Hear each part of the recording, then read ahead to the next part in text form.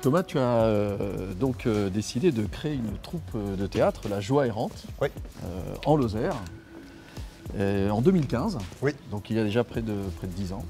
Ça y est, Est-ce ouais. que, déjà, est-ce que tu peux nous dire comment ça s'est passé et finalement pourquoi tu as décidé de créer cette troupe ici? J'ai fait plusieurs conservatoires, je bossais un peu pour France Inter, France Culture, j'ai bossé avec l'ancien directeur du Festival d'Avignon, Olivier Pi. Mais j'avais envie, moi, d'œuvrer pour ce qu'on appelle la décentralisation culturelle. C'est-à-dire qu'on peut travailler sur des territoires en allant au plus près des habitants. C'est vraiment moi ce qui m'animait. Alors concrètement, une troupe de théâtre, La Joie errante, j'imagine que vous passez de bourg en bourg, de village en village. Oui. Comment ça se passe concrètement? En fait, on a plusieurs spectacles. On a notamment un spectacle sur le milieu paysan.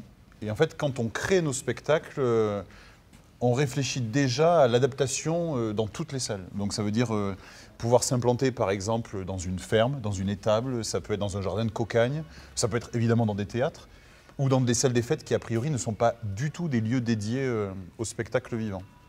Et après, dans notre processus de création, on essaie d'inclure le plus possible les habitants de tous les territoires, en tout cas souvent des territoires ruraux. Ouais. Tu es né en Lozère, Ouais. et tu as voulu revenir en Lozère. Ouais. C'est étonnant parce qu'on a plutôt le sentiment que quand on est comédien, on a plutôt envie de découvrir le monde.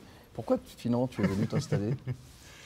Parce qu'encore une fois, moi je choisis d'œuvrer pour ce qu'on appelle la décentralisation culturelle. Je pense que des fois de faire du spectacle vivant dans les villes, c'est aussi travailler pour un public qui a beaucoup l'habitude d'aller au spectacle vivant. Moi, ça m'intéresse de me dire, puisque je n'ai pas pu bénéficier, par exemple, petit, de cet accès-là à la culture, encore une fois pour des contraintes de temps, de planning familial, etc. Je me suis dit, si à mon échelle, tel un colibri, de faire sa part, si moi je peux œuvrer pour cette chose-là, pour rendre aussi ce qu'on m'a donné, ça me semble être fondamental. Alors Thomas, on est ici au musée du Gévaudan et ça me permet de t'interroger sur une question sur laquelle j'aimerais t'entendre. Alors pour créer un spectacle, tu allais à la rencontre de 150 personnes, des professionnels, des citoyens, et tu leur as demandé quelle était leur vie. Oui. Et ensuite, à partir de ça, tu as créé un spectacle. Et comme on est dans un musée, comment on peut s'échapper finalement des clichés de la ruralité, qui est une ruralité moderne, qui n'est pas une ruralité de musée? En fait, on arrive, je crois, à retranscrire cette ruralité dans la mesure où on écoute les gens qui font cette ruralité. Et puis c'est très difficile, je trouve, parfois de faire des généralités, parce qu'en fait, des ruralités, il y en a plein. Je pense que si on prend la ruralité en Bretagne, a priori, il y a des particularités qui lui sont propres. Et il y a aussi, à mon avis, une ruralité lozérienne qui peut être différente. On entend qu'il ne se passe rien parfois en Lozère, etc., ou qu'il ne se passe rien dans ce qu'on a beaucoup appelé la diagonale du vide. Petit, on n'arrêtait pas de nous marteler, diagonale du vide, il ne se passe rien. Et ça me terrifie de me dire mais c'est pas vrai qu'il se passe rien, quoi. Enfin, il y a des forces vives. On a passé notre journée à rencontrer des entrepreneurs, des acteurs particulièrement inspirants, très engagés sur la question du développement. Ils nous ont beaucoup parlé d'innovation et on a vu effectivement un développement qui est très positif et je dirais même très enthousiasmant. Ouais. Et on a effectivement ce sentiment d'un mouvement, d'une créativité.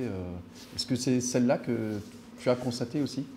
Oui, oui, complètement. Et puis encore une fois, que ce soit des copains autour de moi ou des copines ou d'autres personnes, on entend souvent « mais qu'est-ce que tu vas faire en Lozère ?» etc. Moi, la Lozère, pour le coup, je sais ce que je viens y chercher et ce que j'y trouve. Et ça me permet typiquement d'appartenir à un paysage, ça me permet d'avoir l'impression d'exister à un endroit et de servir un territoire. Je crois que ça rejoint fondamentalement notre travail, c'est que autant on n'est pas dans une politique du dévoilement, dans ce qu'on veut faire comme histoire, on veut juste inciter à mieux regarder, peut-être, à changer l'axe de vision. Thomas, on a hâte de venir te voir dans tes prochains spectacles. Avec grand plaisir, vous êtes très bienvenus. Merci beaucoup Eric. Thomas. À très vite.